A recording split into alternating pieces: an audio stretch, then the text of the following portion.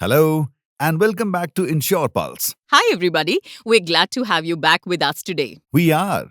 More so because today's conversation is slightly different. Yep, let's get started. So, today we are talking about risk, but not risk in the traditional sense.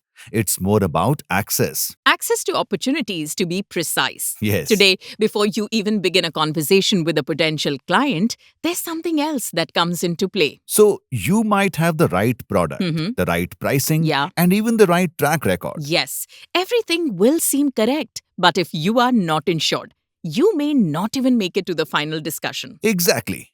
Because if you see, insurance isn't just about protection anymore, but a prerequisite. Think of it as a basic qualification, much like a license that allows you to participate. Or a filter that decides who gets considered in the first place. And this is especially visible when SMEs deal with global clients or large corporations. Let's look at a situation that has become increasingly common. Yes, so this digital agency based in Pune has around 15 people, Yeah. a strong portfolio, and competitive pricing. Naturally, they were shortlisted for a large digital transformation project with a European retail brand entering India. Yes, so on paper, everything worked in their favor. Hmm. The team had delivered similar projects before, their proposal was well structured, Yes. and they were priced attractively. But then came the vendor compliance stage. Yes, the client requested documentation for professional indemnity insurance and cyber insurance. The requirement was 10 crores in combined cover,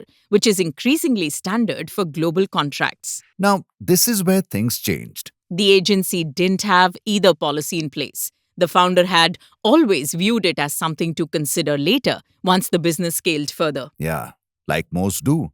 But unfortunately, there was no flexibility from the client side. The agency was disqualified at that stage itself.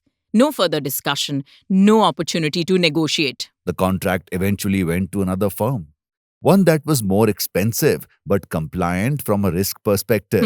What I see is not the loss of a single contract, though. Right.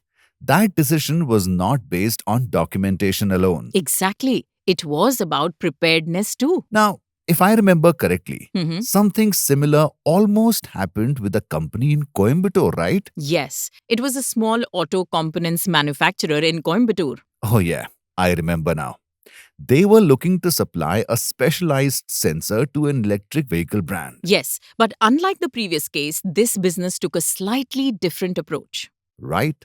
Instead of waiting for requirements to come in, the owner reviewed what large buyers typically expect. And based on that, the owner added product liability cover relevant to their operations. Yes, more importantly, they made it visible. Right. They highlighted that they are insured across their website and pitch material, making it clear that they were covered and prepared. That was really smart.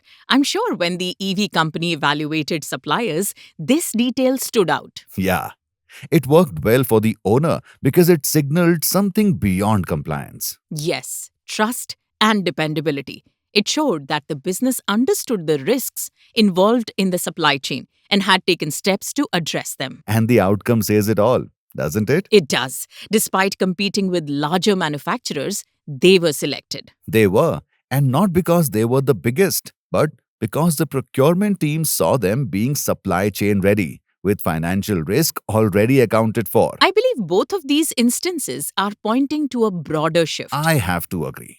Insurance is beginning to function as a marker of credibility. Exactly. The perception towards policies like professional indemnity insurance and cyber insurance is changing. It is so because they no longer act as internal safeguards. They are signals to the outside world. Signals? Yes, because they show the business is ready to take responsibility, handle disruptions, and meet global standards. That's what. For buyers, this reduces uncertainty. Yes, and for SMEs, it changes how they are perceived. Good point. It can be the difference between being evaluated and being excluded. Did you notice there is also a mindset shift here? Yeah. You mean how people are moving to viewing insurance as a passive expense to an active business enabler? Yes, something that supports growth and not just protection. So, perhaps the more relevant question today is not whether a business can afford insurance.